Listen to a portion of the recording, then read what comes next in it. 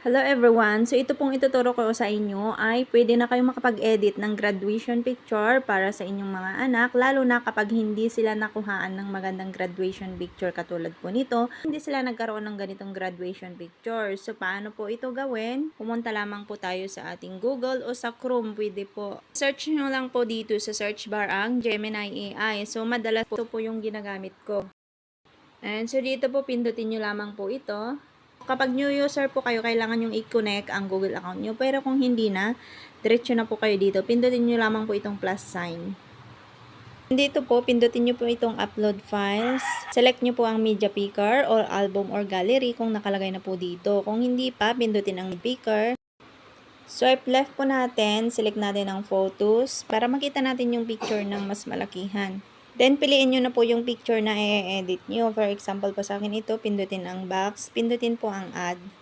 Pindutin po natin itong Ask Gemini para lumabas po yung white bar dyan. Ilong press po natin o hawakan natin ng matagal, pindutin po natin yung paste. Ayan, so yung prompt po nito, ilalagay ko po dyan sa comment section. I-copy nyo and then i-paste nyo po dito sa Google after nyo mai-add yung picture nyo. And then, hilain nyo po ito pababa.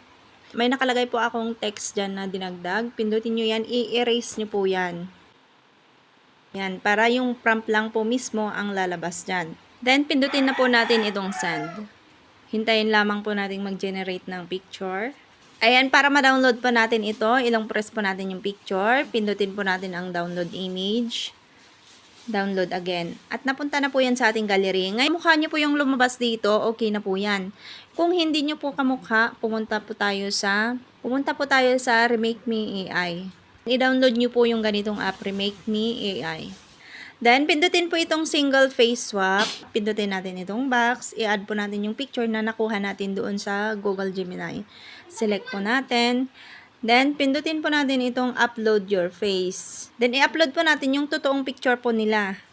Pindutin lamang natin yung picture. Then, pindutin na po natin itong swap face. Pag may lumabas na ads, hintayin nyo lamang po matapos. Then, pindutin nyo po ang X na nasa taas. Then, pindutin nyo na po itong download at mapunta na po yan sa inyong gallery. Yun lang, follow and share for more editing tips.